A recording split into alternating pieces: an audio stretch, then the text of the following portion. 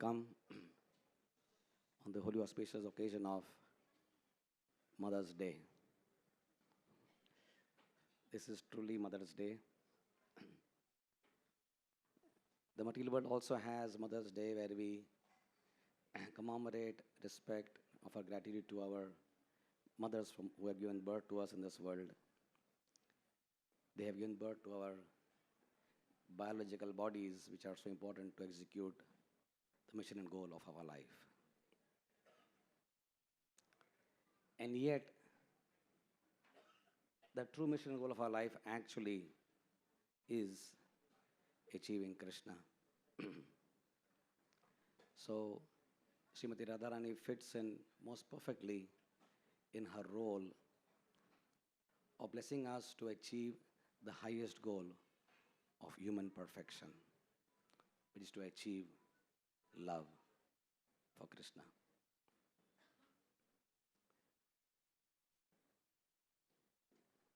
Today is the happiest day for Krishna. Because we cannot fathom the amount of love Krishna has for Sri Radharani. Neither can we fathom the amount of love Radharani has for Krishna. And yet, because it is Srimati Radharani's appearance in this world, Krishna today is obviously very, very, very, very happy that his dearmost devotee is being remembered, loved, worshipped by all her children. What better day for parents than to have something like this? We are not in this temple, but in every temple which Srila Prabhupada has established on this planet, the thousands of devotees sitting in the morning, in the evening, and throughout the day, remembering the beloved father, Krishna, and the beloved mother, Srimati Radharani.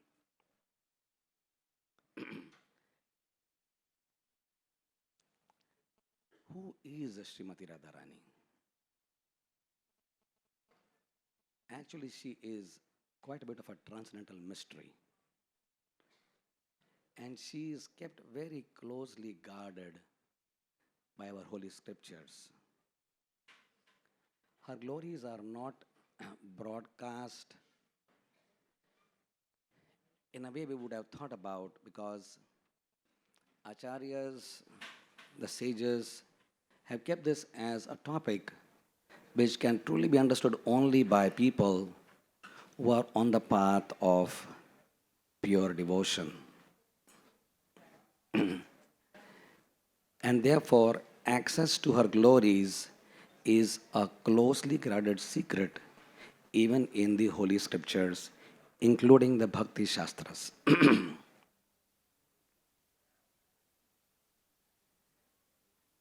The highest literature in the world is Srimad Bhagavatam.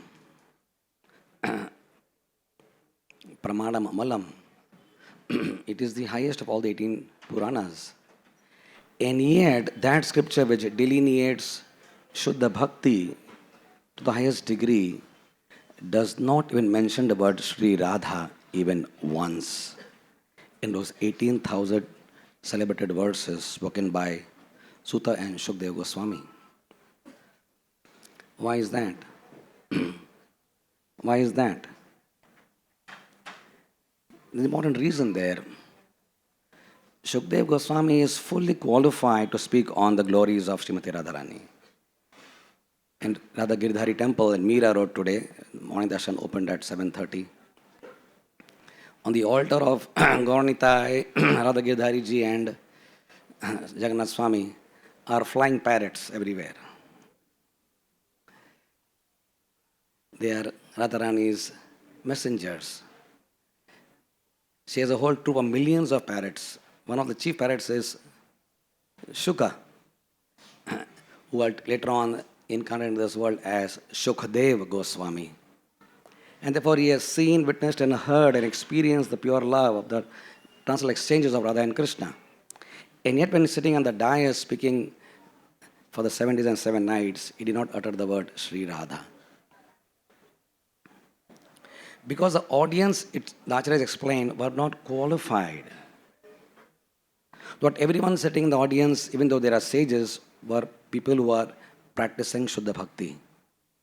There was a mixed audience of yogis and jnanis and mystics and devotees, mixed, and also some pure devotees.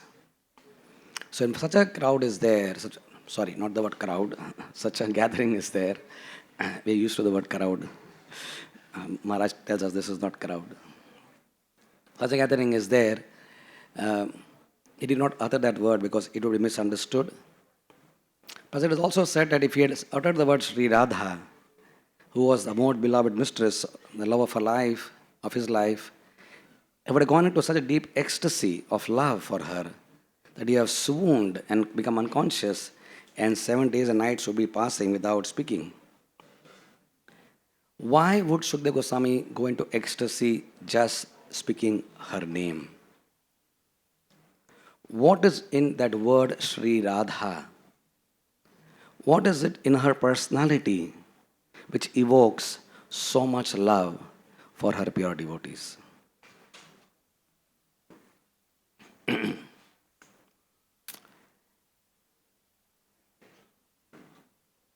Everything has in this world has a place to stay. The money stays in the purse. We stay in a house. A bird stays in a nest. An airplane stays in a hangar. A patient stays in the ICU. Where does Krishna Prem stay? What is the residence of Krishna Prem? Krishna Prem resides entirely. All love, all pure love. We're not talking of selfish love here. All pure, unselfish love resides in one person. Imagine her glory. She is Prema Niketan. She is the very abode of love.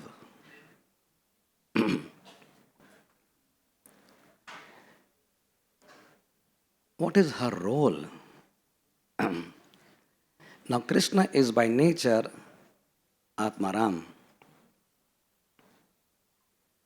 Atmaramasamanayo, it is said, Srimad Bhagavatam, first canto, Nirnati Guru Krame. And yet, that explains that Krishna is not falling down like you and me for the cheap pleasures of this world, which the world provides in plentiful and bountiful ways. Every new thing in the market, everything in the mall, everything on Amazon titillates our senses. And we want to possess it, buy it, and enjoy it.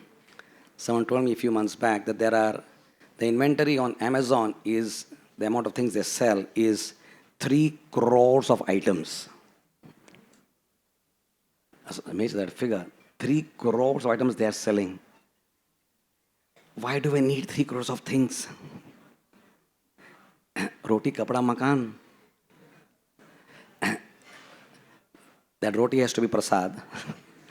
That makan has to be a temple of the Lord where we stay.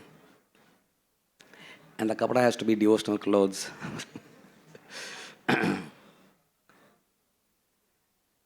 How much the world is crazy after possessing things of this world. The desire to have more and more is an insatiable inferno which inflames the heart of the conditioned soul to such a reckless degree that it drives him practically mad. Nunam pramatta kurute vikarma. Pramatta means completely mad. The city of Bombay or any metropolitan city of the world, people are literally chasing the mirage of this world so badly. Such people can never approach Sri Radha. It is not possible to be under the control of the material energy and yet get the ashraya of Sri Radha. We must clearly understand as practicing sadhakas that we have 2 clear-cut, well-defined, well-delineated choices in the world at all times. There is no third choice but only two. That makes in oneself life easy if we have the right power of discrimination. Either we, the first thing is that the soul, of course, is Jiva Tattva. And he belongs to the Tatastha Shakti. Because of that Shakti, and this is very important to understand, before we enter the realms of the pastimes of Sri Radha, we cannot prematurely jump into her presence without understanding the Tattva of Sri Radha. It would be audacious and unacceptable by the Acharyas. So the Jiva Tattva is Tatastha Shakti. What do you mean of Tata? All of us have walked on beaches. Beaches called as a Tata. On the left side, when you're walking, is the water, the sea, the river, the ocean. The right side is the sand, and you're walking on the Tata. That is what the soul is all about. It has a chance to take Ash, because he's always dependent. He is Anu, he's not Vibhu. The Anu always has to be dependent. He has no independent existence whatsoever. Therefore, he has to take shelter of either the external energy of the Lord, or he can take shelter of the internal energy of the Lord. And there is absolutely no third choice. He cannot be neutral.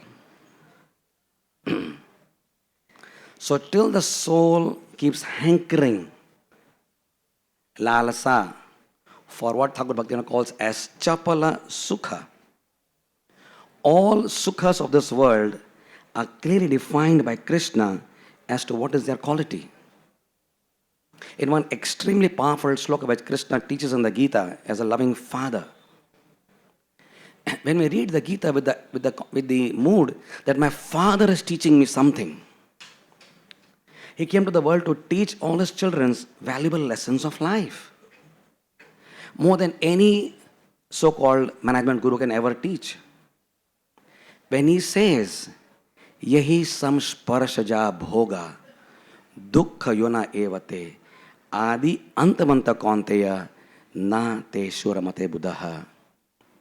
He is asking his children, you and me, to use our intelligence, buddhaya. And what is the perfect use of intelligence? Which usually is defined as academic excellence in IIT and MIT. But this is not about Buddha we're talking about. Buddha means to understand that every sukha has a adi and must have, by definition of the designer himself, a anta. And the seed of suffering is in that experience of sukha itself. Therefore, Krishna says, dukkha yonaya evate. The seed of suffering is in the experience of material enjoyment. Why? Because every time you enjoy the things of this mortal world for chapala sukha, you are creating a desire to enjoy even more and then create bondage. Create bondage. And you become more and more deeply anchored to material consciousness. Because material consciousness is based on the concept of I and mine. The moment we think I'm the enjoyer, this concept of I becomes even more and more and more deeply ingrained in our consciousness.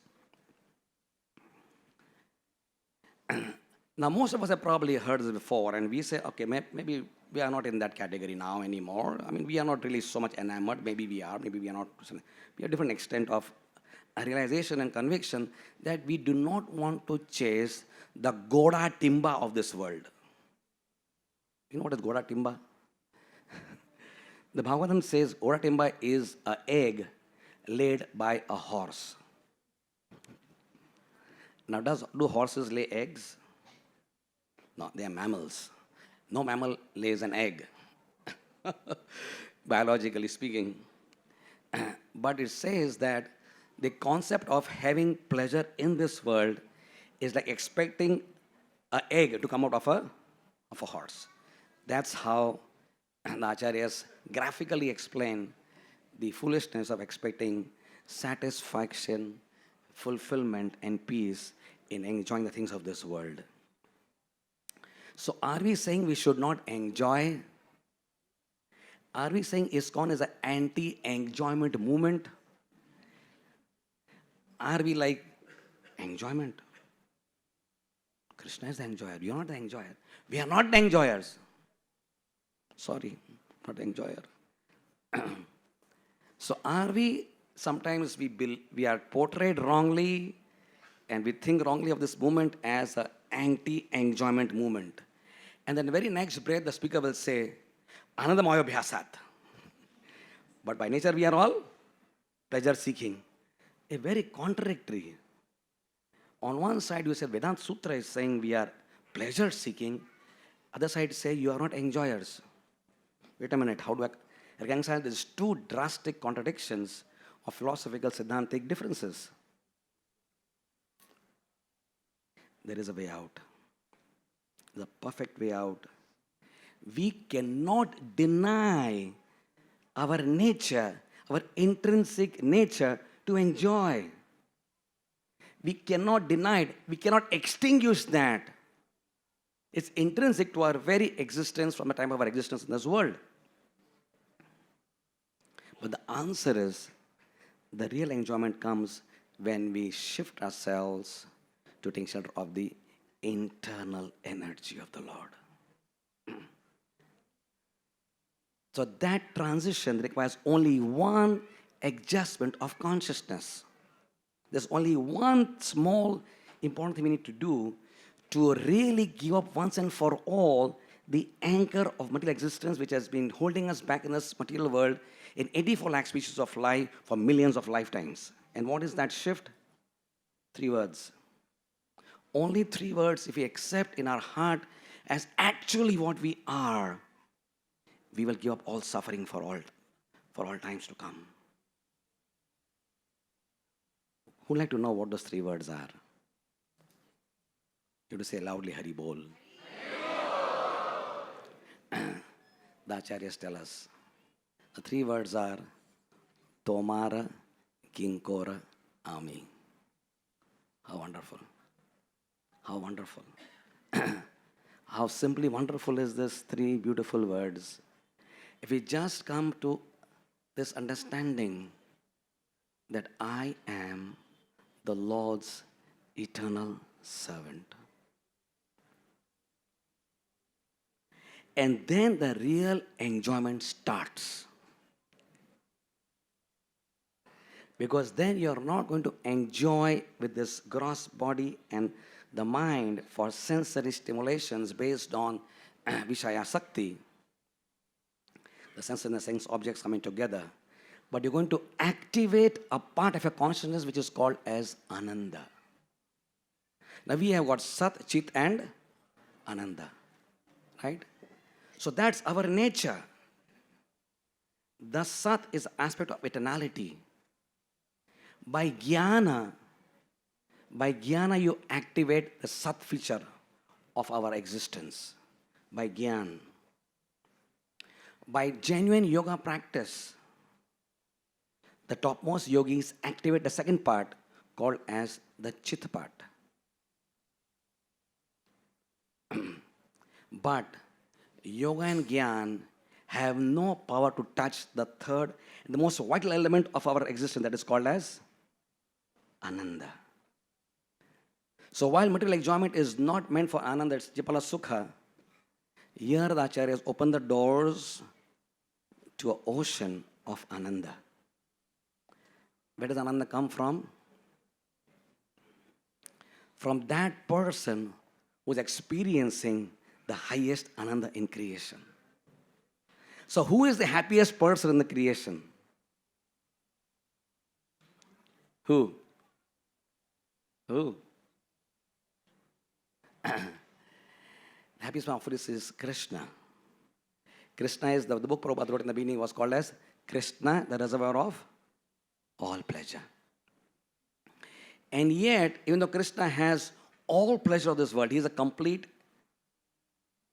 enjoyment in full. Yet,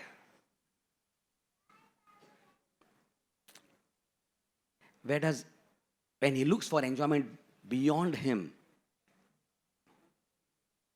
now let's put it like this. Krishna is unlimited. Is he limited or unlimited? He's unlimited. That means his desire to have pleasure is also unlimited. Now, who is that person who can fulfill that demand of Krishna to give him unlimited enjoyment? There's only one person, that is Srimati Radharani. Krishna's insatiable desire to have pleasure. Now, again, we are talking about not mundane pleasure, please remember, right? Obviously, Krishna doesn't degenerate himself to enjoy things of this world. His pleasure is transcendental. And Srimati Radharani is the most qualified person to supply Krishna unlimited joy. And therefore, she is very, very dear to Krishna. So, our pleasure will only start when she blesses us. And what is her blessings called? Her blessings are called as devotional service. So when you go to Srimati Radharani with folded hands, what are we really asking her for? We are definitely not going to her like Durga Devi people go to this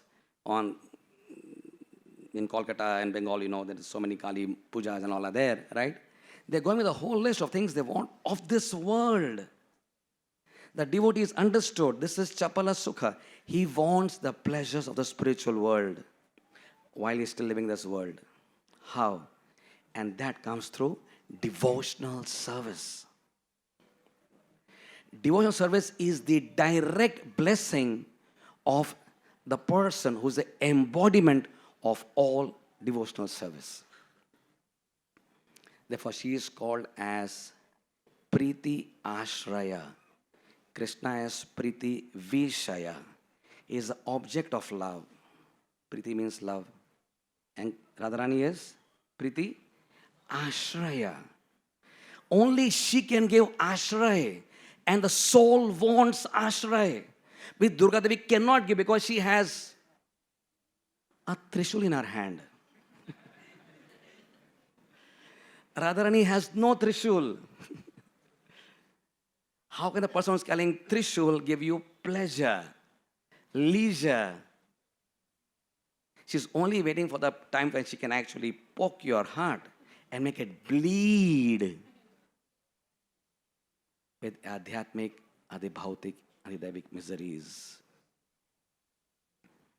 But Radharani is absolutely the ocean of mercy.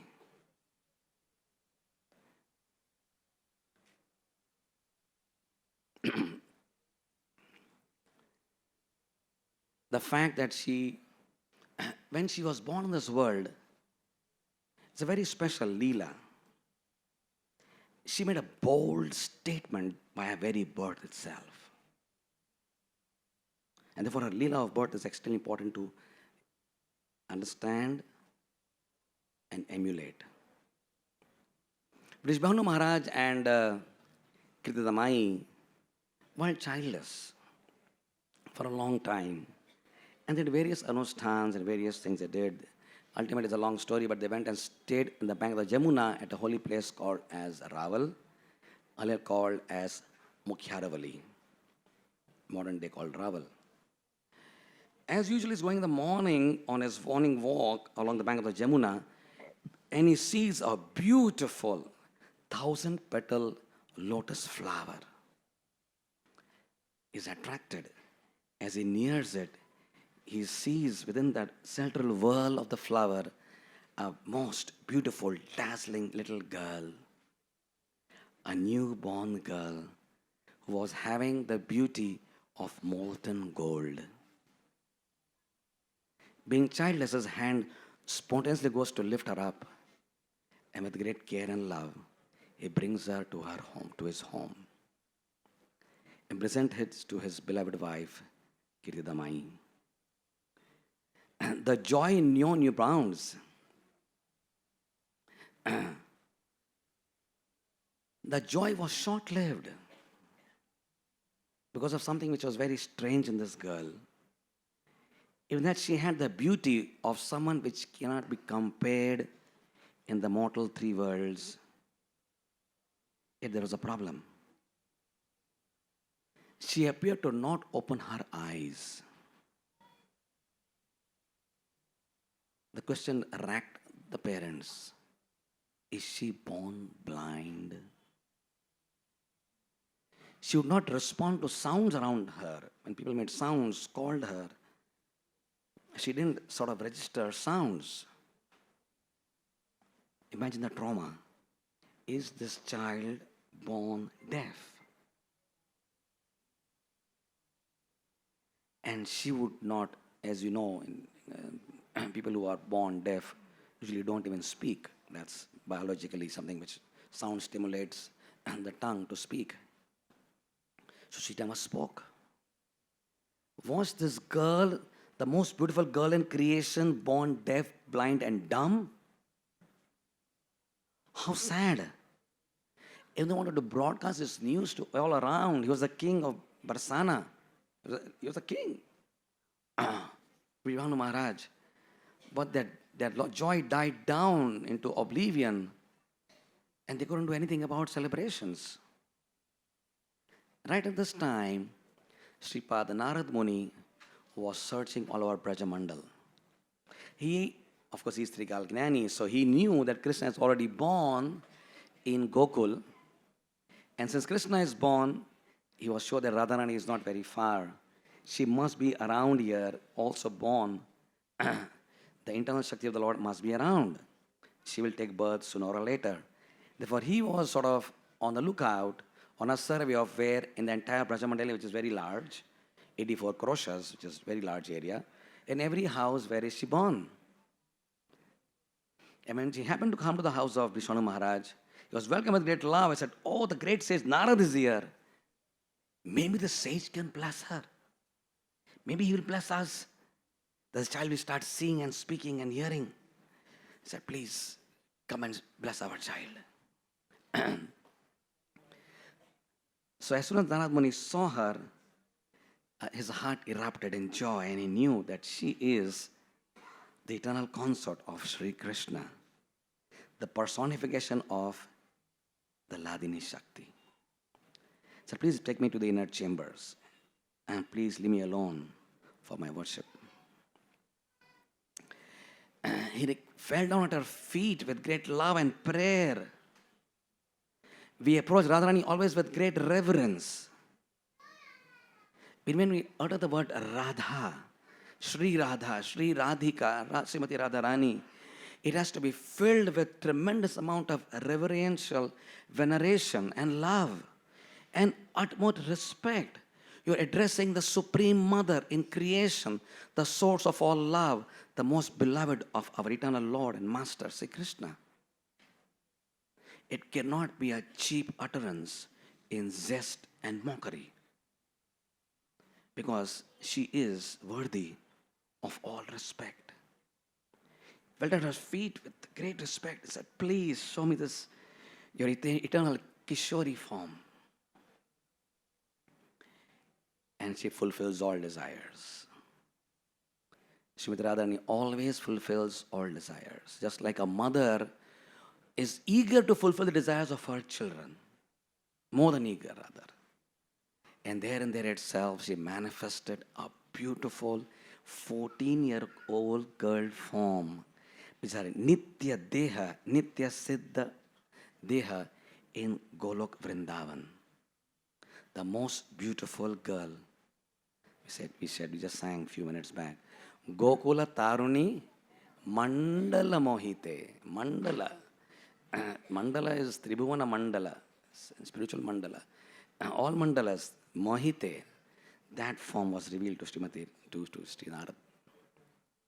Of her heartfelt prayers and praises, glorification, cried tears of love. His heart was overflowing with ecstasies.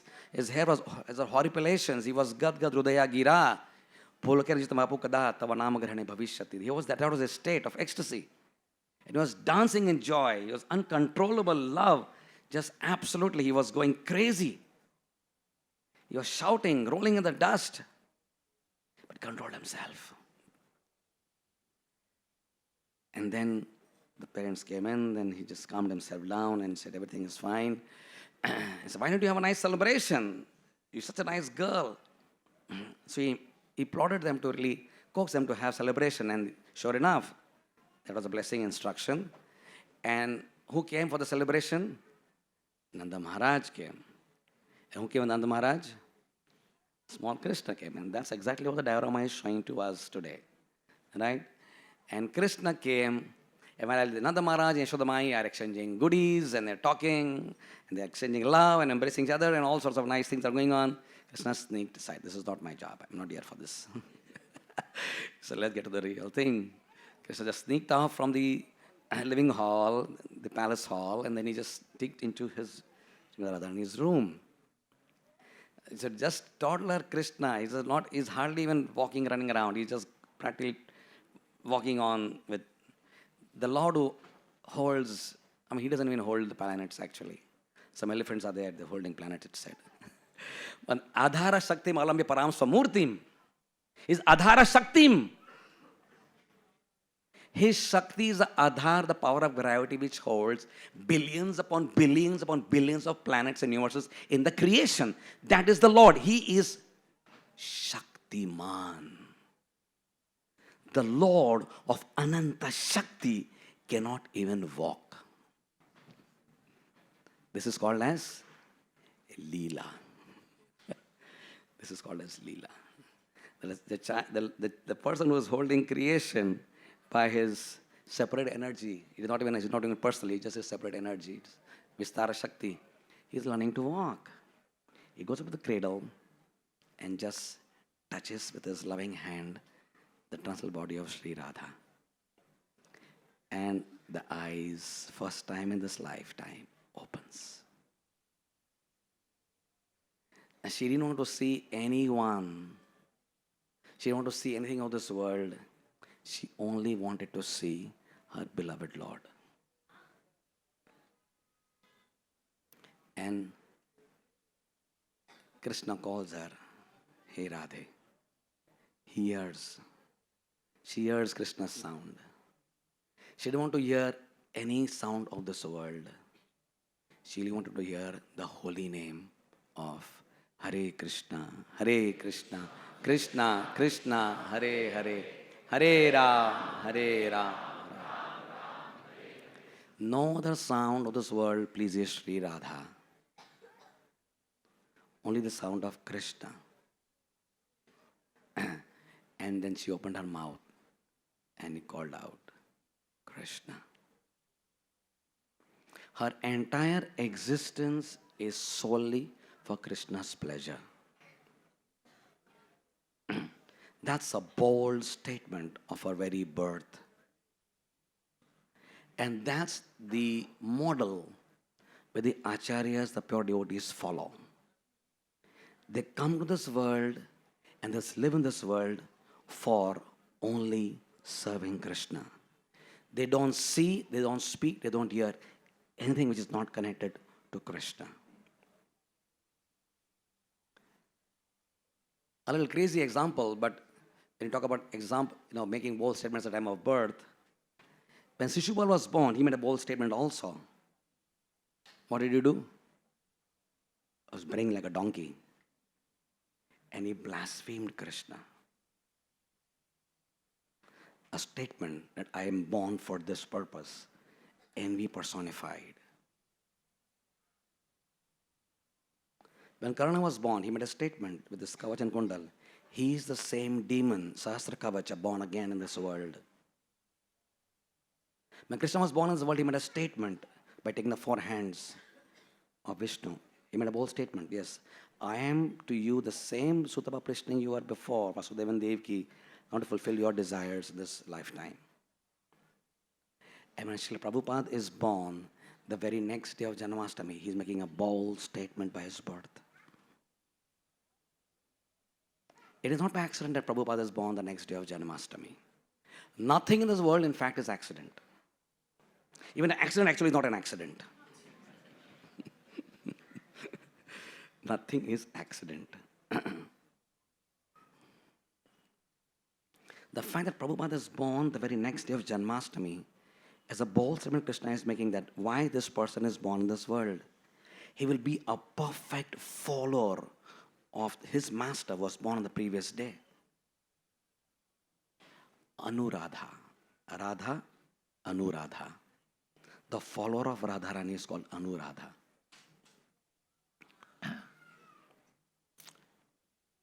Of course, she grew up there and then she was transferred to Barsana.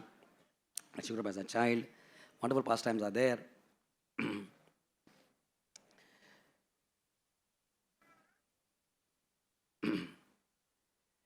The worship of Sri Radharani is very sacred to our sampradaya. Let us not forget that the facility, the blessing to even know Radha, Sri Radha, is something which is totally extraordinary. Before, we may be surprised to know this, but it is a fact, that before 550 years in this world, there did not exist on this planet the worship of Sri Radha. The four sampradayas, the four Vaishnava sampradayas, don't talk of Sri Radha, because they worship Krishna only in the Aishwarya Bhava. And Radharani is hardly not even talked about. The worship of Radharani in this world first came to the heart of a Kalpavriksha tree born in this world. In the spiritual world, there are millions of Kalpavriksha trees. One such tree was born in this world in the form of Shripad Madhavendra Puri. And Sri Madhavendra Puri is the actual root of the Chaitanya tree. The worship of Srimati Radharani came to this world for the first time in a manifested form through Sripad Madhavendra Puri. And therefore it is no surprise Lord Chaitanya was born in this sampradaya which was held by Sripad Madhavendra Puri. So in that sense, the Gaudiya Tattva is born in the heart of Madhavendra Puri, then transferred from him into Sripad Ishwara Puri, and then Ishwara Puri then transfers that Tattva to Sri Chaitanya Mahaprabhu, who's the trunk of the Chaitanya tree. The two branches are Nityananda Prabhu and Sripad Advaita Acharya. And there are branches and branches and branches and sub-branches and sub-branches, of which ISKCON is a very huge branch. And all of us here are small leaves on that tree, hopefully, as long as we're taking a nourishment from Lord Chaitanya Mahaprabhu. But even down the line, even though Chaitanya Mahaprabhu established the mood of Srimati Radharani's love, we'll talk about Chaitanya Mahaprabhu a little later.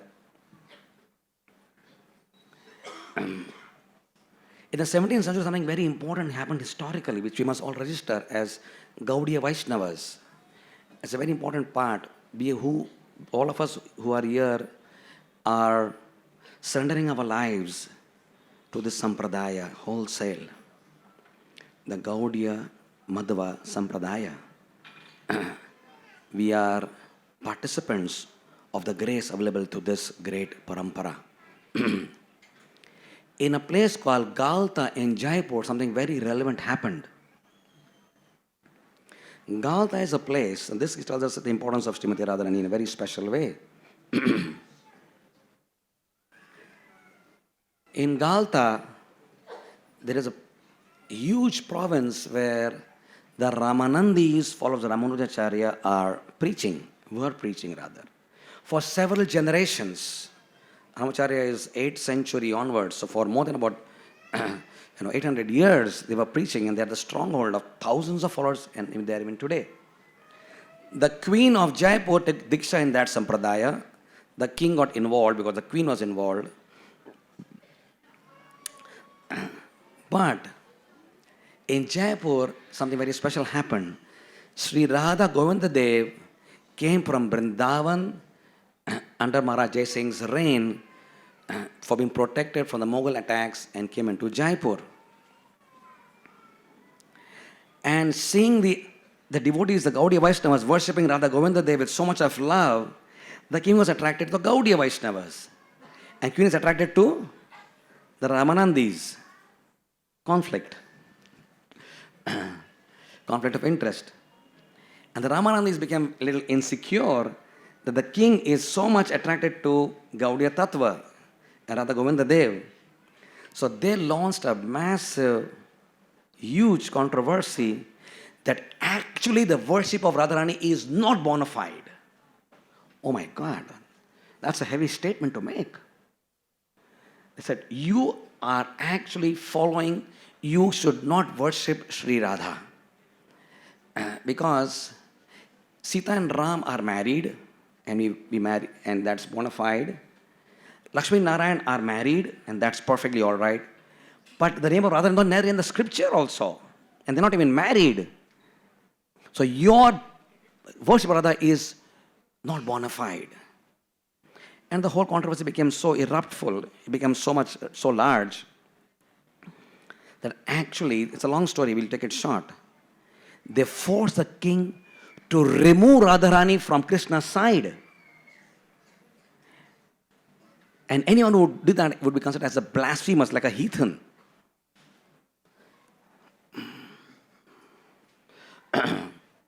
So Radharani was kept in a different chamber. Now this threatened the very existence of our sampradaya in this world. Because the Raman is very powerful. So there were Radha Gopinath, there was Radha Vinod, there was Radha Damodar already in Jaipur. And they had their devotees who were worshipped. But they, even though they had the philosophical convictions, they didn't have the power to actually defeat in debate the powerful Ramanandis. The news went to Vrindavan. And it reached Sripad Vishwanath Chakravarti Thakur, who was the current Acharya of the time. And he felt like I should go immediately and just immediately smash all the arguments of theirs. But he was old. He was invalid. So his favorite and most trusted disciple was Baldev Vidyabhushan. And for several days, he groomed him into the understanding of what arguments he should launch there. This young brahmachari goes there and nobody wants to listen to him because he has no bona fides. Some young brahmachari has come to argue with powerful Ramanandi acharyas. Nobody took heed of him. But the king said, let's have a debate. And debate took place. Open debate. And the king was like the referee. And Ramanandi just smashed one by one all the arguments regarding what he was saying. And even then, Baldev Vishwanath was so much powerful. He was already trained in the Madhva Sampradaya by Diksha. And by Siksha, he was trained by Vishwanath Chakravarti Thakur. So he had the power of Madhva and the power of Gaudiya Tattva. He was really powerful. And they were getting defeated. But then they said something very important. We cannot allow this worship because you people don't even have a tika of the Srimad Bhagavatam, which you are quoting so profusely. Therefore, you are not even a bona fide sampradaya. Any sampradaya to be even called as a bona sampradaya must have a tika of the Vedanta Sutras. The Vedanta Sutra is, so all the three sampradayas have that. So, Advaita said, well, the author of Vedanta Sutra, Vedavyas, himself says that the Srimad Bhagavatam is a natural commentary on the Vedanta Sutra. And therefore, the author himself says this. And so we people in this sampradaya never felt the need to write any commentary because the author, Vyasdev himself, says this is the commentary on Vedanta Sutra. He said, that's bogus. We don't believe this nonsense. Get your own tika of the Vedanta Sutra now. Now. I said, we don't have it. The king intervened and said, okay. So he said, give me a few days. To write a tika takes decades. Like even an ordinary medical thesis or a research paper takes few years, right? Anyone who does research knows that. Researching into all the scriptures and making a tika of all that takes decades. And he's asking for a few days and said, okay, we'll give it to you. Now, how do you write a tika which takes decades in few days? Amito Kangala. What do you say the next? Krishna Krishna Boli. Devotees in their life will always be put into very trying circumstances. Our bhakti will always be tested. No child goes into higher standards without being tested through exams. And all of us who are performing bhakti in this room know how our bhakti is being tested. Sometimes tested every moment. As we said in the beginning, we only have two choices. Am I going to surrender to the whims and fancies of my mind and senses, or coming to the call of my soul? They are the only two existential choices every Jivatma has ever got in human form of life. So here is Baldev Buddhabhushan, who goes to the feet of Govinda Dev with cries and tears of love and desperation and helplessness, says, only you can save this situation. And Krishna, he is by definition Bhakta Vatsala. He just loves madly his devotees. Right? He said, don't worry. And a miracle took place. Krishna began to dictate. Pratima nahi tumi sakshat Prajandanandana. This is such important leela to understand that when we come in front of Radha, Gopinath, Gaunita, Lalita Devi, Gopalji, we are not talking to marble statues fashioned in Jaipur by Pandey brothers and brought and dressed here in some nice clothes done by Purushottam Prabhu and his team. We are not doing that. The faith of every devotee is and should be that we are seeing the avatar of the Lord called as Archa Vigraha Avatar. Just like Krishna had various avatars, Narsingha, Vamana, Kurma. This is an avatar of the Lord called Archa Vigraha Avatar. And Sakshi Gopal walks from Vidyanagar, from Katak to Vidyanagar, even stories we know. And Madanpuri, even story we know that Kirishwar Gopinath steals kheer for Madanpuri. We know Radharaman comes out of Shalagram Sheela. All these stories and millions of more such stories tell us, let us not make the hellish mistake. This is a hellish mistake. This is a hellish consciousness to think the spiritual master is ordinary, or that you think that the deity is stone. This is some of the other religious groups in this world think of it in that way. In fact, they are condemned for thinking like that, because the devotees have a much higher understanding of what Archa Vigraha is. In any case, the Lord starts dictating. And here, Bhagavad is writing all this. And a few days he goes to the courtroom and says, the tika is ready. The jaws dropped. How can tika be ready? Let us see. And the moment I start reading it, the emotions, the philosophical explanations, the Siddhantic precision, and all that was given there was so astoundingly powerful that they absolutely had no questions to ask. And then Sri Radha was again connected back to Krishna. Radha Govinda Dev Bhagavan ki. So we have got Sri Radha's worship in ISKCON, but it was threatened just 300 years ago very powerfully. So Prabhupada is going to say something very, very special. So how do we really go about approaching Srimati Radharani? What should be our approach? How do we approach her? Definitely not directly. Audacious and proud and almost sahajya. When Prabhupada was in America, and somebody just came into the temple, I don't remember which place, but he came and started singing Krishna Kirtan, started dancing in the Kirtan, and everyone devotees started enjoying the Kirtan. And soon he was crying in the Kirtan, and then he was really wailing in the Kirtan, then he was falling in the Kirtan, and then he was rolling in the Kirtan. And they went to Prabhupada and said, Prabhupada, this is a devotee who's crying tears of love of Godhead. Krishna Prem is manifesting. Prabhupada said, go and kick him. Prabhupada was known for giving most unexpected responses. It was very unpredictable. Prabhupada, very unpredictable what he would say when he would say that. He said, go and kick him. He said, no, kick him. Are you sure? He said, if he's really in ecstasy, he will not feel it. And he feels that he's feigning, he's pretending.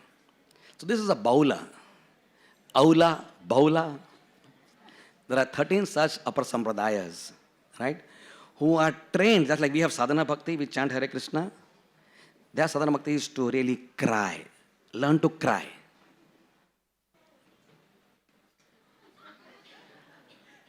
So their sadhana is when they're sitting in japa, they will start crying. And the more they can cry, sadhana bhakti, bhajana kriya, anartha nivritti syad.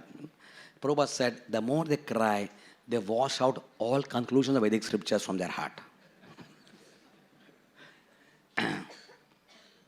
So we cannot approach Sri Radha directly. Even in this world, this principle, this protocol is there. You can't approach a big man. Is there not anybody who has met a big man in this world? You know, so you have to go through secretaries and various people around in the line, and politicians are there, and some Nagar Sevak is there. You know, he also has some protocol. You can't even go to him directly, right? So what to talk of going to the Supreme Goddess? Supreme Goddess. But the Gaudiya Tattva is, we approach the Lord through her servants. So who are Radharani's servants? All the gopis and all the manjaris are her servants. And how many of them are there? Uncountable. Asankhya. Asankhya is a figure which is something like 10 raised to 64 and beyond. Does it make sense? Doesn't make sense to me. But that's what Asankhya is. 100 to 10 raised to the power 64 and beyond is called Asankhya. And that's the number of gopis in the spiritual world. So when we talk of Srimati Radharani and Krishna, we have to first understand that we have to give and leave aside all material conceptions of this mundane reality. We just cannot understand Radha and Krishna. Na mai vidu suragana prabhavamsa maharishayaha. Krishna said clearly in the Gita, the Maharishis don't understand me. The demigods don't understand me. Mortals of Kali Yuga attached to mobiles will understand Krishna. We can't understand Krishna. We can only understand Krishna to the extent an ant can understand the Himalayas. The ant is sitting at the mountain of Rishikesh, okay? Looking at the Himalayas with two eyes. How much of Himalayas she is understanding? That's to the extent we as Jivatmas can understand the glory of Krishna. Literally. That's how great Krishna is. Radharani, who can understand her love? Who can understand anything of the spiritual world? Now when she moves out in a chariot in the spiritual world to explain, she says now we have seen chariots here in this world. The biggest chariot we see is Ratha Yatra, which has got 18 wheels, and Jagannath's wheel has got, 22 wheels. The biggest we have seen so far is 22 wheels. Now Radharani's chariot has got 1 lakh wheels. Try and fathom that. A chariot has got 1 lakh wheels.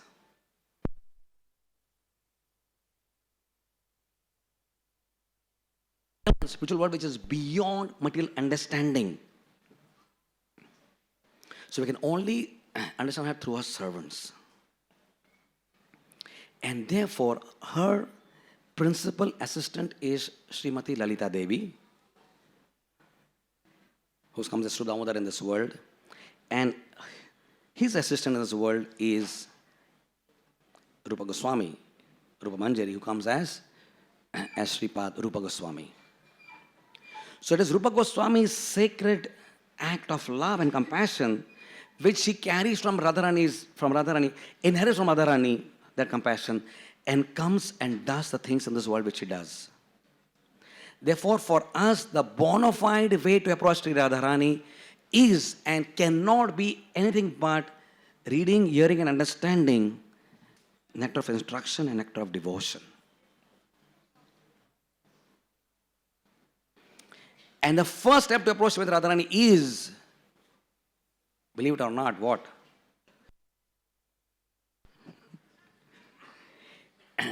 You approach Radharani by first controlling our tongue. Manasa krodha vegam, jiva vegam. Right? Radhe, Radhe. We can say that. People say that. And that's fine. That's okay. But there's not much meaning till we understand that actually to approach Radharani, first we have to go, the first instruction says, control your tongue, the urge to speak, my dear Prabhus. Rupa Goswami is banging on our head with that thing. And as you go further and further, and that itself will be like LBW on the very first ball. The first ball is like LBW. It's first six words, first six things, Vacho Vegam, Manasa Krodha Vegam, Jiva Vegam. To just control that, it takes lifetimes for us. How are we going to achieve the ninth instruction is Radha Kund. And then 10th, 11th is the glories of Radha Kund. So we just can't go to Radha Kund and stay there like a Babaji and think that I have achieved Radha Prem because I'm at Radha Kund. I'm taking a bath here 3 times in a day. Sorry. That's not Radha Kund where you're taking bath. It's a simple swimming pool for you. It contaminates you. So, for us to approach Radharani means it's a gradual process. And therefore, our heart swells in gratitude to Srila Prabhupada today more than ever before because he gave us the perfect approach to Srimati Radharani by giving us these books. How would we ever know how to approach Sri Radha and how to approach Sri Krishna if we didn't have these books? He gave us an nectar of instruction so mercifully. He gave us an nectar of devotion so mercifully. So you can only approach Krishna through Sri Radha. You can always approach Radha through Rupa Goswami. And you can only approach Rupa Goswami through the Sampradaya. And you can always approach the Sampradaya through Srila Prabhupada. Right? So how much we should be crying and gratitude to Srila Prabhupada because he gave us, because he comes from that world. He didn't come from this world. He came from that world, that Jagat, which is called as Parampadam. And he brought the culture, the philosophy, the love, the compassion. He actually brought that spiritual world in his heart. He brought it in his heart. He inherited that heart from Krishna. Encapsulated all the realizations and the love of that spiritual world in his heart. And as he traveled wherever he did, like Bhagirath was traveling on his chariot and Ganga was flowing right behind. As Prabhupada was walking here and there, Paris, London, Australia, Germany, London, Kolkata, the Ganga of Bhakti was flowing behind him.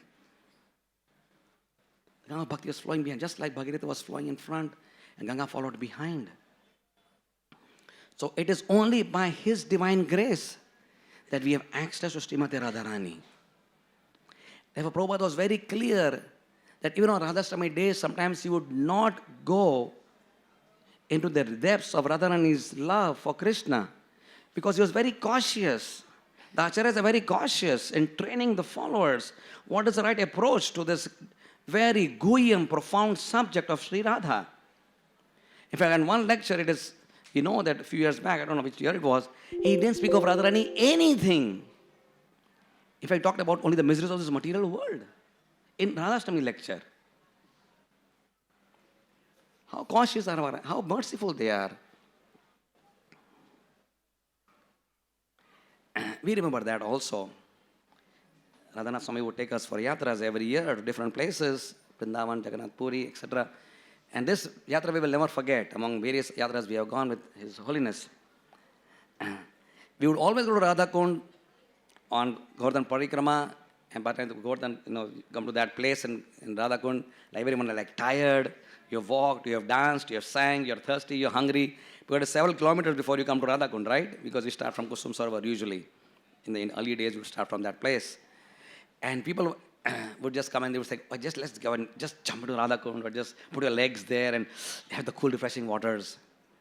And Maharaj was very clear and very, very, very powerful in telling us that you just cannot think it's a swimming pool for refreshing for tiredness and your sweat. You can just go there with complete reverence and just take 3 drops of Radhakund. And then we'll elaborately explain the tattva of Sri Radha and Radhakund, etc. for hours together. And that's all the Radhakund meant for us. You just go there, and 3 drops from Radhakund, 3 drops from Shamakund, again 3 drops from Radhakund, and you pray and you chant. And the most you can do is not take a dip, put your beads in the water at least. Put your beads there, your beads are sanctified, people would do that. And then, my beads are sanctified by Radhakund water. But we will never forget this. One fine evening we were there and everyone was sitting on the bank of Radhakund and Kirtan was going on in such wonderful ways. And Sachindan Maharaj was there and he said, and he told Radhanath Swami, he said, your devotees can take a bath in Radhakund. And nobody registered this. He must be just saying like that, right? How can you take a bath in Radhakund? So there's complete disbelief that you can ever enter that place, which is the most sacred place in the entire universe, with your entire body inside. Your sinful body with sinful desires, sinful consciousness, filled with lust, greed, envy, pride, and name it, all of that stuff is there. Can you enter into Radhakund? Are you sure you can do that? Everyone was in disbelief. We would not, nobody entered that. We were looking at Radha Maharaj. Is it your desire also that we can go to Radhakund? Because we would not dare. It was even a sinful desire to think that we could ever jump to Radhakund like that. It was, Maharaj had so merciful built up such amount of reverential worship for Radhakund in our hearts that there was no question of taking her kund for granted. There's just no question. And because Sachin Maharaj is such a loving friend and godbrother of Radhanath Maharaj, Maharaj said, because he is sanctioning, because he is blessing all of you, because he trusts your sincerity, you have the permission by his grace. And anyone who was there, who's in the Zoom, remembers how we went into that place. And just praying and praying and praying, please accept me. Chanting a few rounds before you even enter her holy waters. And never in a mood of enjoyment, ever. Because even though the scriptures were given by the Goswamis, Mahaprabhu reserved the Leela of executing Radhakund for himself. Nana Shastra Vicharana Nipuna Sadharma Samstharpakam, that was done by the Goswamis. And then Radhakrishna Tilya Korilo Prakash, that was done by the Goswamis. But that excavation of Radhakund and Shamkund was done by Sri Mahaprabhu himself. Why? Because he is Sri Radha himself. So we cannot approach Sri Radha, but the mercy of the mother that she comes to us. So here is a very special role, and we must talk about this and understand this clearly, that Radharani is available to us in the form, in complete fullness of a transcendental motherly love as Sri Chaitanya Mahaprabhu. He is Krishna, but with the heart of Radha. Therefore, in essence, he is Srimati Radharani. It is Radharani in the mood of separation from Krishna. And Jagannath is Krishna in the mood of separation from Sri Radha. Radha Viraha Vidu and Krishna Viraha Vidu. That is the name of the transcendental forms. And therefore,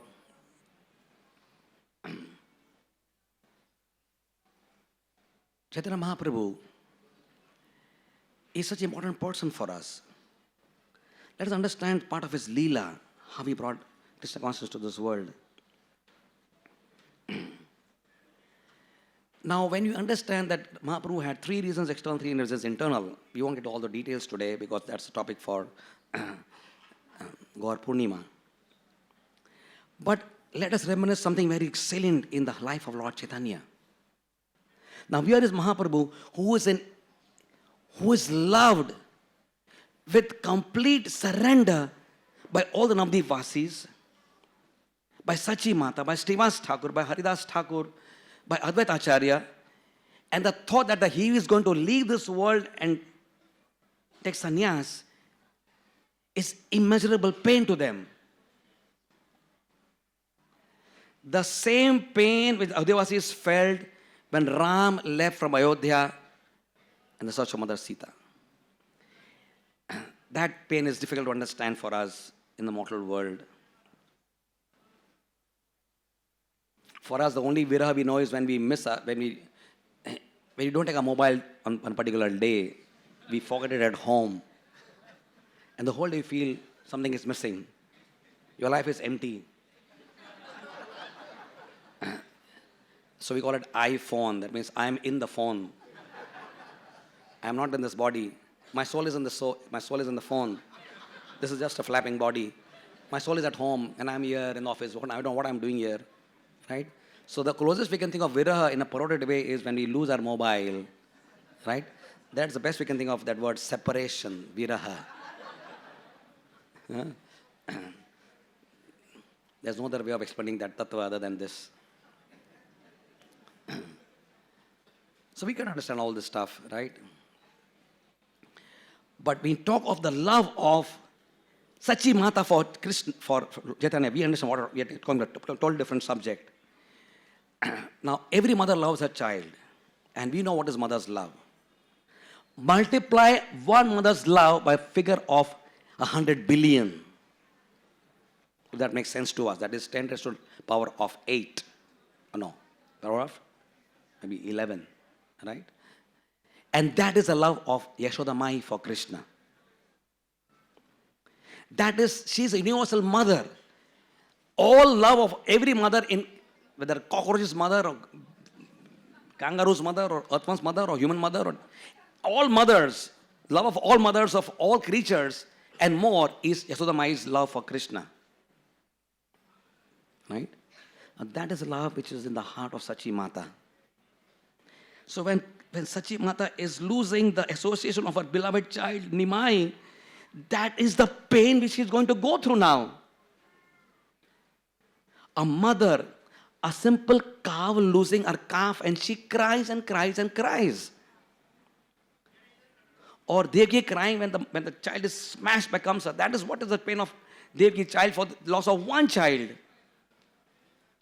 To use a young boy of 24, who is the most beautiful child in creation, with the love of a billion mothers, losing a child forever. That's viraha.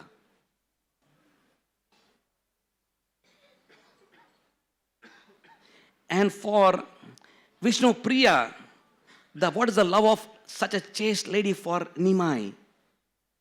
That's love. That's not the love, romantic love of this world. It's nothing like that. It's the purest love of a wife for the purest husband, Nimai. She's going to separate it from her husband. And Srivas Thakur started crying and crying tears. Said, "You want to go, Nimai, you can go." He said, "Why are you going?" He said, "I'm going to get the wealth of love of God and bring it back to you." That's what Nimai answered. He said, "You can go. If that's your desire to go, you go. When you come back, you will see Sachi Mata is dead. Vishnu Priya is dead. And I will be dead and gone. All the devotees will be done. Whom will you give a love of God gift to? We all here will die in your separation. And if you still want to go, you can go, Nimai, and take sannyas." That's a whole big pastime of how, the mood of how every devotee Navadip prevented Chaitanya Mahaprabhu from going and taking sannyas. And the wonder of the whole play is that Nimai still did it.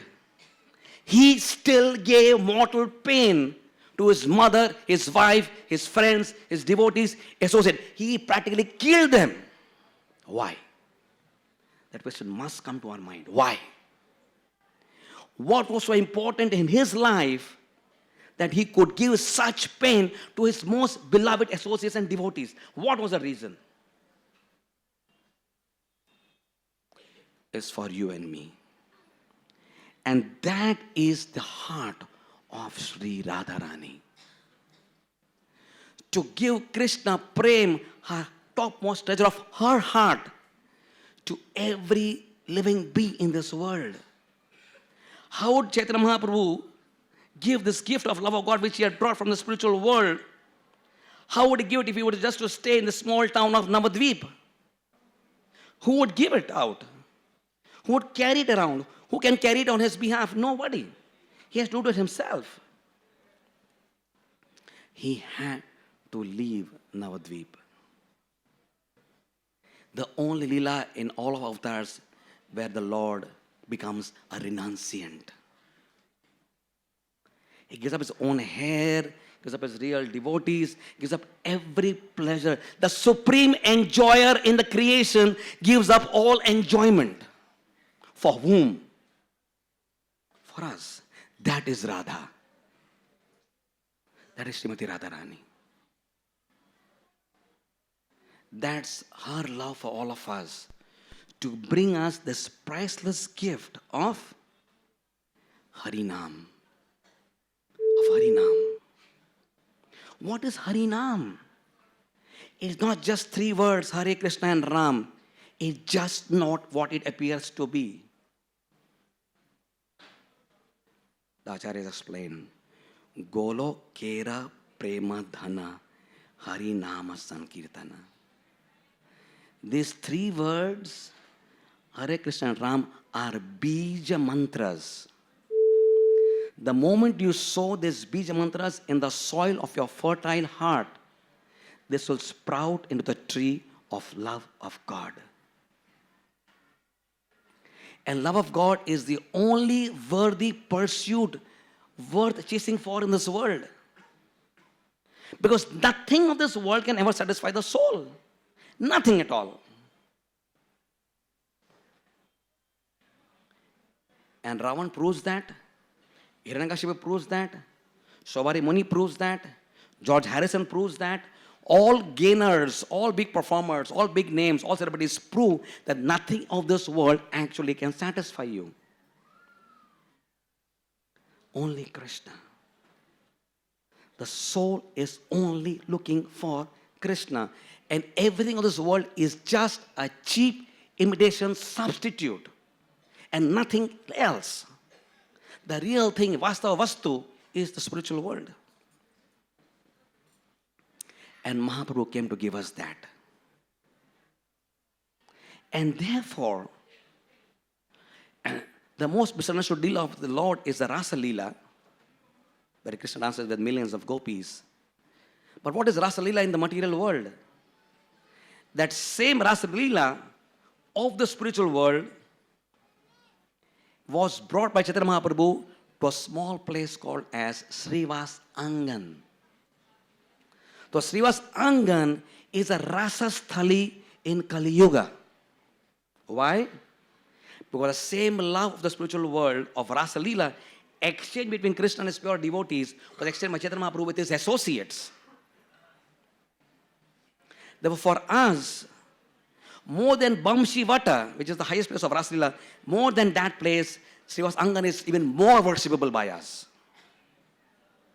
Because Krishna Prem landed, that aeroplane of Krishna landed in this universe at Srivas Angan,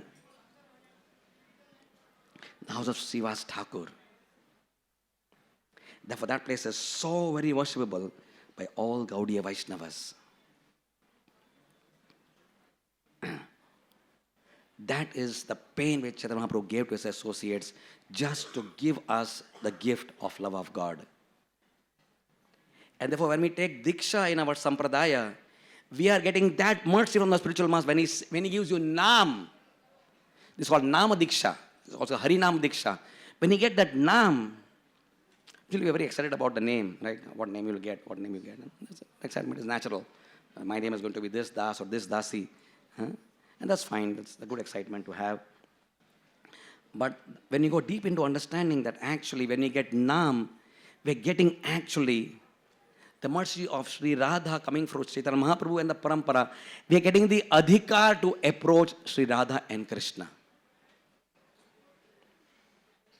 So we approach Radha Krishna through the holy name.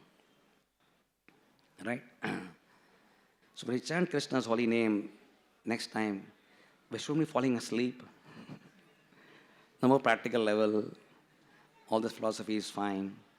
We shouldn't be filling at our mobiles at that time. Right? Because definitely that is inattentive japa.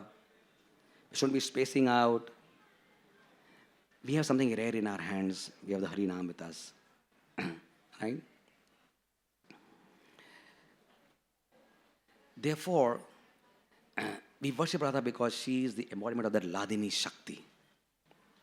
What is Ladini Shakti? Ladini Shakti is that Shakti which gives pleasure to Krishna and nourishment and portion to Krishna's devotees. And how do we access this Ladini Shakti? The way to access this Ladini Shakti is by accepting the mood of being the servant of the servant of the servant. So we just have to do two things in our life. As you said before, one, consciousness changes, you say, Tomar king kora ami. And two other small changes in our consciousness. What is that? We need to chant Hare Krishna mantra, number one. And number two, chant it in this mood. The mantra does not work without the mood. It just does not work properly. In Ayurveda, there is a concept called as anupan. You give a medicine and they'll tell you, take it with honey, take it with milk, take it with ghee. Then the drug penetrates the cells and enters into where it's supposed to enter. The Naam is medicine, is Maha Aushadhi. But you have to cap this Maha Aushadhi with the proper mood. So sadhana with proper bhavana must be combined. The mood is of being the servant of the servant of the servant. Radharani explains, shows this in her example. Das Goswami is sitting at Radha Kund and sitting in the hot sun. Now imagine this world, a big lady, a big CEO of a company, some big person. And some of her assistants is, just standing in the hot sun. Or imagine a queen of a land. And one of her sevaks or sevikas is somebody there, standing in the hot sun. How would she respond? First, she might respond by neglecting her. Nothing to do with me. She's in the sun, so what? Or she may say, go and tell her, don't stand in the sun, you'll faint, you'll get a heat stroke. Or she's a little more kind, she'll say, take an umbrella. But can you imagine that queen of the land taking her own chunni or her veil and holding it over that sevika or sevak? Does it happen in the material world ever? A queen and holding her veil over her sevika's head because she may faint of heat. It doesn't happen. That is the simple Leela explains the mood of Sri Radharani and her followers. That's why I'm sitting in the hot sun of Vrindavan. You know how Vrindavan is hot. Even today Vrindavan is so hot, right? Anybody goes to Vrindavan in summer, in May, knows. When Prabhupada was there in summer, what was happening? We know. Yamuna Devi, she went with Prabhupada in Vrindavan. She was the first batch of devotees Prabhupada brought in 1968-69. And she was sleeping in the attic above Prabhupada, the Radha Mandir. And it is summertime. And it is 52 degrees in Vrindavan in summer at that time. American body person America, everyone knows, it's 8 months it is cold. And she is here for the first time in Vrindavan and she is facing 52 degrees. She takes water on a chadar, puts the water on the floor and sleeps on the floor. Within 3 minutes, the chadar dries up. She gets up. She wets the chadar, puts water soaking wet, and sleeps to cool her body. In 3 minutes becomes papad. Again sleeps. She just does not sleep. That's the heat of Vrindavan. And as Das Goswami is sweating away, he is absorbed in Nam Ras. Not Amras. Not Kamras. That's the ras we enjoy usually, right? Either it is Amras or it is Kamras. That's how we are. What can we say? Huh? We are fallen. Let's accept that. We still attached to the Kamaras of this world. But he is absorbed in Namaras and he does not feel the heat. That's the proof. If you are really absorbed in holy name, stand in Vrindavan in the hot sun and chant, as Das Goswami did, 1 lakh names of the Lord. You used to chant 64 rounds every day in that hot sun. If you don't feel the heat, then you are really Namaruchi. So he is sitting there, he is oblivious of the sun, he doesn't know what's happening. He is absorbed in a different realm of consciousness completely. And Sri Radharani herself from the spiritual world incarnates at Sri Radhakund, takes out her veil and holds it personally over her devotee. That is the mood of Sri Radharani. A servant.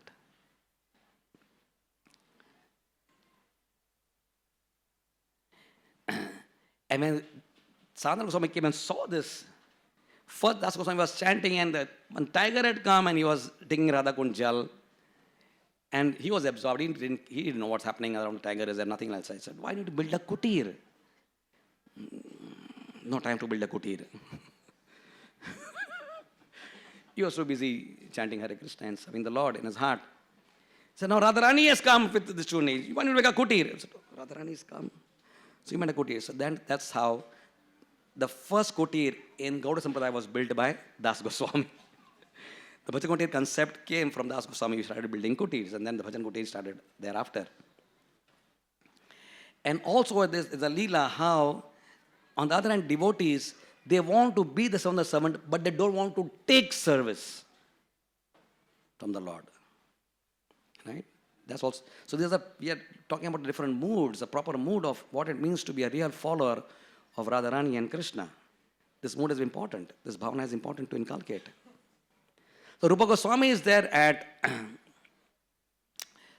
Ter Kadam, and he's very keen on offering sweet rice to his elder brother Sanatana Goswami. But he's living in Ter Kadam, which is a forest of kadamba flowers. There is no milk there. How do we get milk and how do we get sugar and how do you really make something over there? It is in the wilderness of nowhere. Again, Radharani responds to the love of his devotees, right? So it is said Radharani, of course, she comes as a young, beautiful girl, and she brings sugar, she brings milk, she brings rice, and says, Baba, looks like you are hungry, so this is for you. Please take this, right? And he makes this nice sweet rice, and then Sanatana Goswami comes a little later, and when he eats the sweet rice, when he on the sweet rice, his heart goes into horripilation of ecstasy. Krishna Prem just surges into every cell of his consciousness, just completely absorbed in a different realm. So what is this sweet rice? Where does it come from? And who made it? So I made it. Where did the ingredients come from? So a young girl came and described the girl. Oh, this is not a girl of this village. This girl is Srimati Radharani. And Sanatana Goswami lovingly chastised Rupa Goswami. We are not supposed to take seva from the Lord. So this is completely different from the materialist who goes to God to take from God.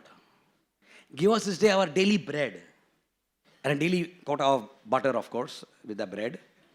And sometimes it goes into a pizza formation also. Right? That bread it may be also pizza bread. Right? So this world goes to God only to take from God. But a real devotee is only that devotee who goes to God to never take from God. That's the standard which Prabhupada has set for his followers. we only go to give. And what do we really have to give? Everything already belongs to Krishna. If everything belongs to Krishna, then what am I really going to give? There's only one thing you can give. You can give your consciousness. All that we have is our consciousness. We give that along with what we give. Right? So that's how Prabhupada has trained us to give to Krishna. So we come, our whole life is based on this principle of giving service to Krishna.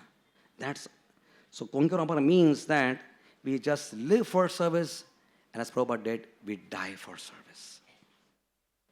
Therefore, devotional service is never a ritual, it's never a chore, it's never a burden, but always a blessing. We can end with this nice memory which we have. Again, Radhastami is the mentor, the beloved Guru of who has taught us how to approach Radharani properly. And we were in this holy place at Barsana. Barsana is such a holy place. Imagine the reverence. We're talking about reverence in the beginning. We talked about reverence to some extent today. What is the reverence we should have? We can learn from the hills of Barsana. Who are the hills of Barsana? The hills of Barsana are the four heads of Brahma. Now, Brahma's relation is so lofty that for him, he doesn't want to be anywhere in Barsana except taking all the feet of all the devotees on his head for eternality. So he turns into four heads, Dangad, Mangad, Vilasgad. All these four heads are Brahma's own heads. And he wants Brihbasis to walk on his head. Right? So that explains what is the mood of Brahma, and that explains how we should feel about Barsana also. But we were at this place, Barsana, where we are seeing the deities of Radha and Krishna, and uproarious kirtan is there, devotees are about 1,000 devotees and plus are there, twirling, dancing, singing, praying, right? And Maharaj stopped the kirtan. And we were pin drop silence and waiting for see what Maharaj is going to say. Maharaj said, we have come to Barsana in the mood of beggars.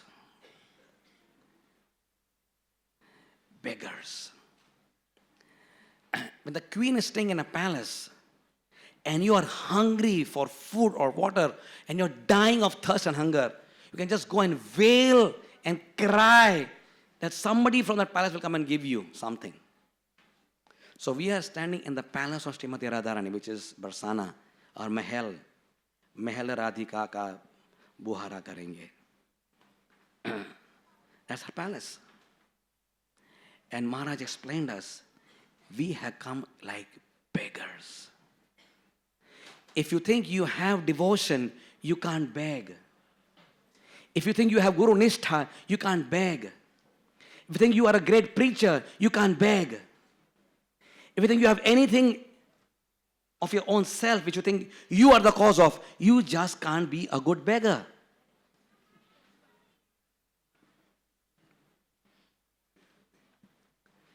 Ami to Kangala Krishna Krishna Boli. That's the person who can beg. When you think you are Kangal, I have nothing. And even if I think I have something, it's only by the grace of my spiritual masters. If I have any knowledge, any understanding, any ability to do something, any ability to preach, and to manage any projects, do anything of this world in Krishna consciousness, it's only by the grace of my spiritual masters. And therefore, heart just feels gratitude. But of myself, I am nothing. Bhakti Tirtha Maharaj, our worshipful Acharya of ISKCON, wrote not one or two, but 6 books called the Beggar Series. Why was it a great soul? Because he has always the mood of a beggar. He taught us how to beg.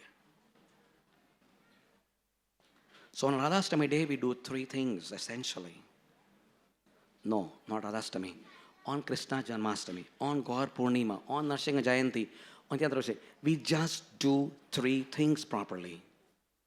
And what are they? We beg, we pray, and we cry. Only when you really beg, and when you really pray from your heart, and you cry for Krishna's love, then that sentiment will reach Radha and Krishna. So we are come here for that. As we do our Maharati now in a few minutes, as we go home with loving memories of what we have seen and experienced today, and for the rest of our life, we want to be in the mood of a beggar. Begging for what? Not the cheap, shadowy things of this material world, which are here, there, and gone tomorrow. As Prabhupada said, at the end of life, all that remains is a big zero. You would say that. But we're begging for the real wealth. Prema dhana. Not prema dhana, golokera prema dhana. We're begging for that. That is eternal possession.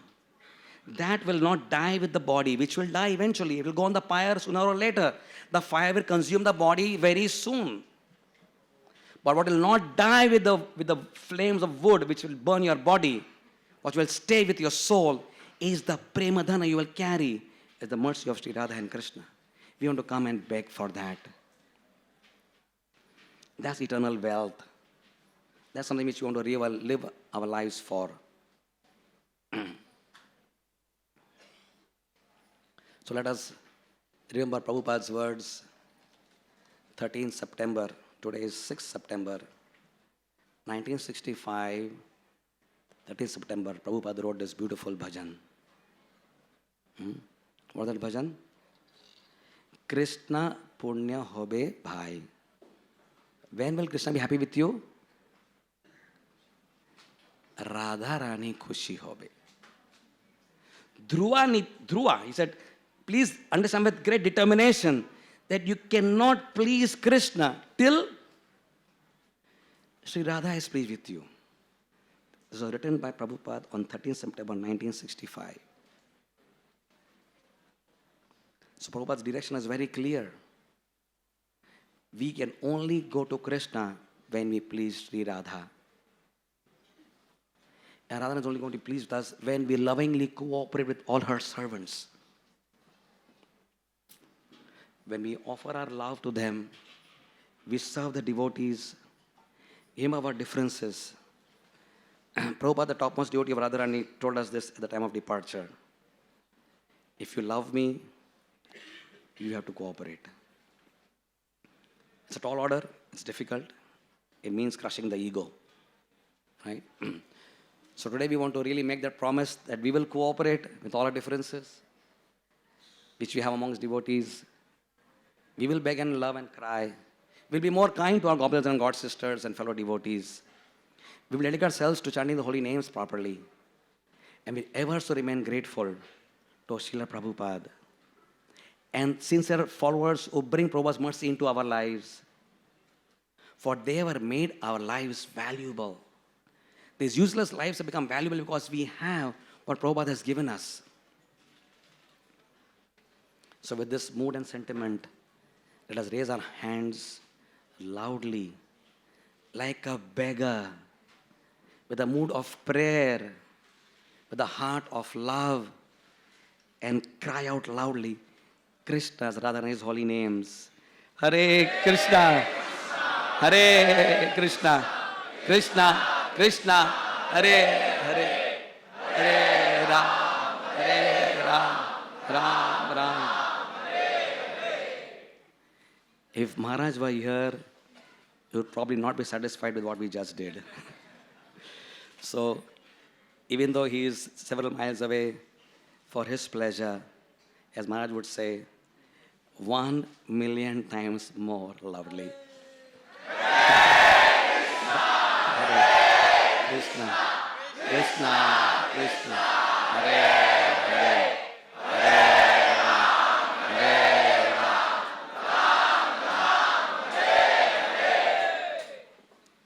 I was told that the auspicious number is 1357.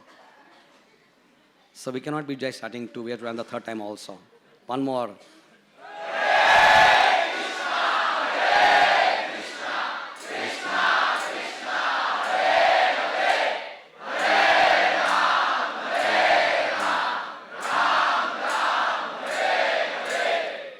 Shrimati Radha Rani की, श्री कृष्ण भगवान की, श्री गौनिताय पंच तत्व की, His loving divine grace Srila Prabhupada ki, Gaur Premanandi. RG Media YouTube channel. Like, share, subscribe.